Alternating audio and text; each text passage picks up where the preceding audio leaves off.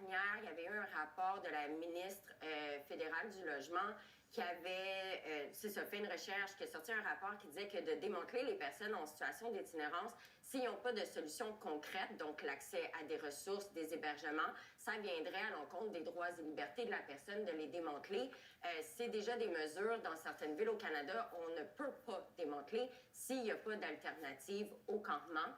Annie Archambault fait référence ici à la Charte canadienne des droits et libertés et elle a raison de le faire. Mais moi, je veux faire référence à la Charte des droits et libertés de la personne, la Charte québécoise. Pourquoi? Parce que c'est un document québécois qui a été adopté à l'apogée de la Révolution tranquille en 1975 et c'est l'énoncé des valeurs fondamentales de la société québécoise moderne. Le tout premier article de cette charte-là dit que chaque être humain a droit à la vie ainsi qu'à la sûreté, à l'intégrité et à la liberté de sa personne. N'importe qui a vécu un hiver au Québec sait qu'on n'est pas en sûreté si le gouvernement nous enlève notre seul abri au début de l'hiver. Article 2 de notre charte. Tout être humain dont la vie est en péril a droit au secours. Mais il manque de logement partout, il manque d'hébergement, et puis au lieu d'investir d'urgence pour régler le problème, on démantèle ce que les gens font pour essayer de rester en vie. On a beaucoup de gouvernements qui aiment parler des valeurs québécoises, mais quand c'est le temps de parler des 2 premières valeurs québécoises, ça semble pas être une priorité. Annie, merci de nous le rappeler.